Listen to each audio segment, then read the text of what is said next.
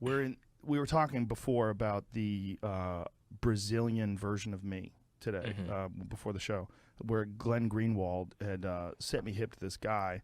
I don't know his name, but he is a Brazilian podcaster who's very popular. And he likes to do his shows intoxicated, like I do. And apparently, Glenn said that what he said was he doesn't believe anybody should be deplatformed.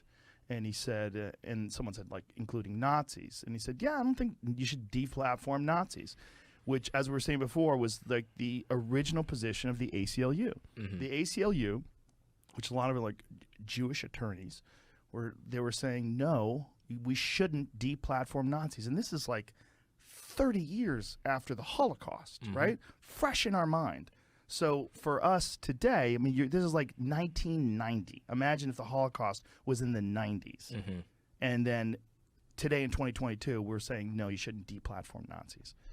And so this guy was saying, I don't think you should deplatform Nazis. And, you know, I don't think you should deplatform anybody. And so a bunch of people started saying he's a Nazi.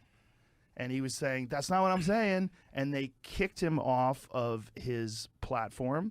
YouTube apparently won't let him. He still has a YouTube account, but YouTube won't let him start a new account. And people want him deplatformed off of everything. And whatever platform he was on where he was getting paid for his podcast, he got fired from. Yeah. I mean, what is this guy's name? Bruno. There you are. Ayub? I don't know how to say that. Yeah.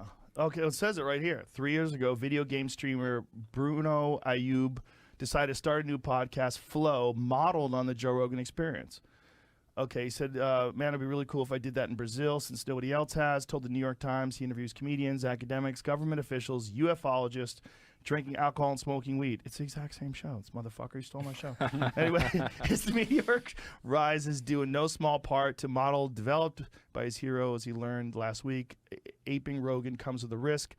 February 7th conversation, the two members of the Brazilian Congress, Ayub, I hope I'm not saying his name wrong, argued that Brazil should embrace free speech absolutism, including legalizing the currently illegal Nazi party. He said, in my opinion, the radical left has much more space than the radical right. He told his approximately 3.6 million YouTube subscribers. Both should be given space.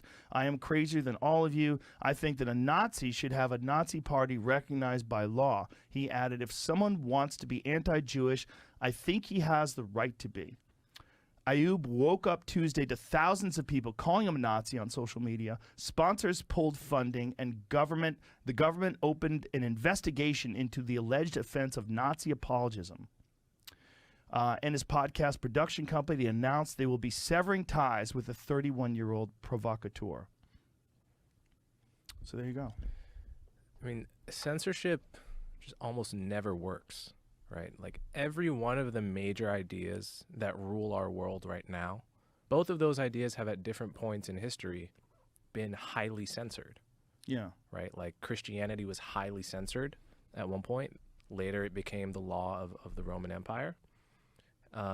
Atheism has been heavily censored for hundreds and hundreds of years, and now it's rather mainstream.